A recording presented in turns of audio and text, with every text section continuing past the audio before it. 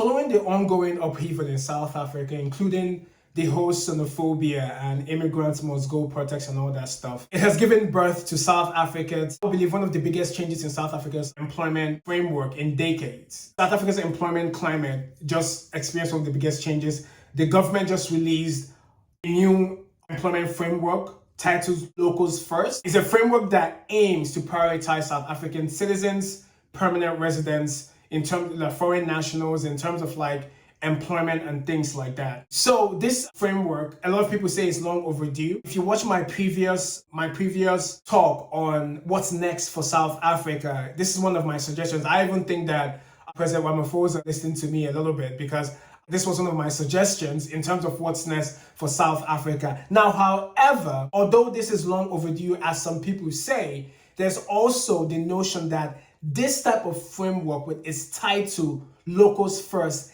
can either, yes, promote locals first, or fuel xenophobic attacks even more. Now, we're going to look at this framework and actually look at what exactly this policy is, who benefits from the policy, who loses from the policy. And as you all know, in my channel, I like to look at the bigger picture of it and see how this affects the continent as a whole, whether or not other African countries can also follow the same path as South Africa. Now, we're going to break this down into parts just to give us a better understanding of the framework and policy. So I'm going to urge you to stick around and work with me to look at all the intricacies of this new framework by South Africa. Now, one aspect of this framework and one angle I want to look at this is that, why did the government introduce the local first? Now, like I mentioned previously, we all know what's been going on in South Africa. If you're African, if you follow geopolitics, that South Africa has been going through a whole bunch of upheaval when it comes to immigrants, when it comes to employment, when it comes to illegal immigrants and from other African countries. And in June 30th was the last day for all immigrants in South Africa to leave, if you're illegal, for you to leave. So that's one of the reasons why this Locals First employment framework has been introduced. But again, there are some other reasons. So South Africa also faces one of the highest employment rates in the world. Let's not ignore that. Youth employment remains particularly severe. Now, before I proceed, I know a lot of people say, no, it's not just South Africa. You're right, it's not only South Africa. A lot of African countries on the continent do experience or have huge rates of unemployment. This includes Nigeria, Kenya, Ghana, Botswana, and a whole bunch of other African countries. So youth employment and employment in general, it's like one of the areas where all governments on the continent needs to focus on. But since we're talking about South Africa right now, the spotlight is on South Africa. I'm going to focus on South Africa. One of the reasons I want to focus on South Africa as well is because South Africa has stepped forward, right?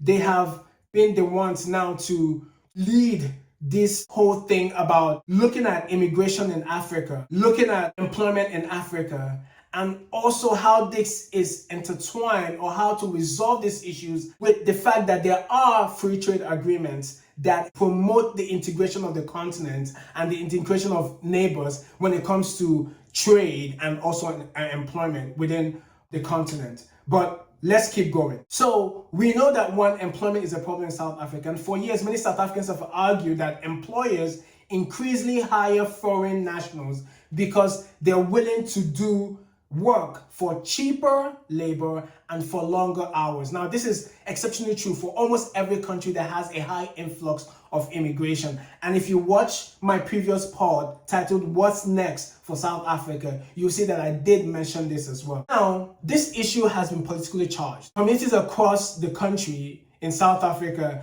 have staged protests. We saw that in recent months about hiring in South Africa and the fact that South Africans should be hired first. Now, the government has responded by advancing policies such as this that prioritizes local employment while also strengthening enforcement against employers who hire undocumented workers. The labor, now, I'm going to read from the framework. It says that the National Labor Migration Policy also proposes sector-based quotas for foreign workers through amendments to employment legislation. So this is the reason why the government of South Africa has introduced these Locals First. Now, I'm going to look at the framework and what does the framework actually do. The framework doesn't ban foreigners from working. It doesn't do that. Instead, this framework it requires that employers consider South Africans first, allow limits, that's quotas on foreign workers in certain sectors, increase inspection of businesses, penalize employers who hire undocumented migrants,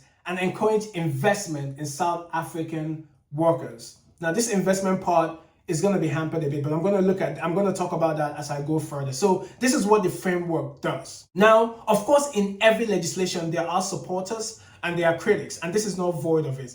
A lot of supporters of this framework argue that Africa cannot solve employment while large numbers of unemployed citizens compete with foreign workers. So the argument is that South Africans it's impossible to solve unemployment in South Africa because the locals are continuously fighting for jobs with the influx of immigrants and undocumented migrants as well. So because of this, supporters of this new legislation indicate that this is good. They support it. Another one is that many of them believe that employers have exploited migrants by paying lower wages, which if you're South African, I believe this is true. And of course, this is true not just for South Africans, but a lot of countries where there are a lot of migrations. Of course, employers are going to look for the best bang for their buck. It's business, it's normal.